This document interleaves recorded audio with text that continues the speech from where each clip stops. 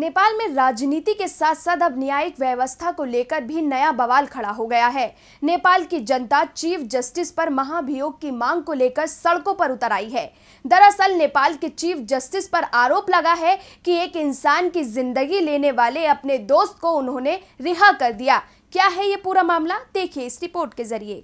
नेपाल में एक तरफ पीएम की कुर्सी को लेकर विवाद चल रहा है, वहीं दूसरी तरफ वहां की सड़कों पर लोग अब सुप्रीम कोर्ट के मुख्य न्यायाधीश को हटाने की मांग को लेकर भी उतर आए हैं। जनता की मांग है कि मुख्य न्यायाधीश के खिलाफ महाभियोग का प्रस्ताव पास कराया जाए। दरअसल नेपाल में सुप्रीम कोर्ट के एक फैसले से बवाल हो गया है।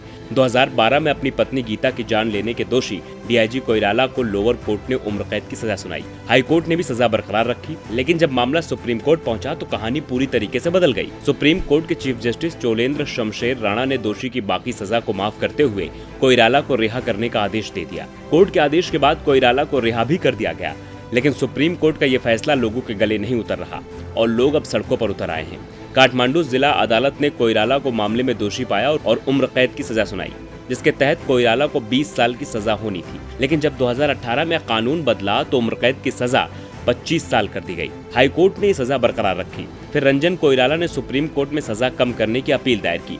कोइराला को उम्मीद थी कि उन्हें सुप्रीम कोर्ट से राहत मिलेगी और इस उम्मीद की भी वजह थी क्योंकि उनकी याचिका पर सुनवाई उनके दोस्त चीफ जस्टिस राणा को ही करनी थी और केस का फैसला भी उन्हीं के हाथों में था। और आखिरकार हुआ भी वही जो कोइराला चाहते थे। सुप्रीम कोर्ट में चीफ जस्टिस राणा की अगुवाई वाली बेंच ने 29 जून को इस मामले का फैसला सुनाया कि रंजन कोइराला की सजा 8 साल 6 महीने कर दी जाती है, और वो भी इसलिए क्योंकि कोइराला ये सजा काट चुके हैं। इसके बाद ही कोर्ट ने उनकी रिहाई का रास्ता भी साफ कर दिया। कोर्ट के आदेश के तुरंत बाद ही विरोध के सुर उठने लगे थे, लेकिन सरकार और न्यायपालिका ने इसकी परवाह किए बिना गुरुवार को रंजन को जेल से रिहा कर दिया। इसके बाद अब लोग सड़कों पर उतर आए हैं और अब ये मामला तूल पकड़ता जा रहा है।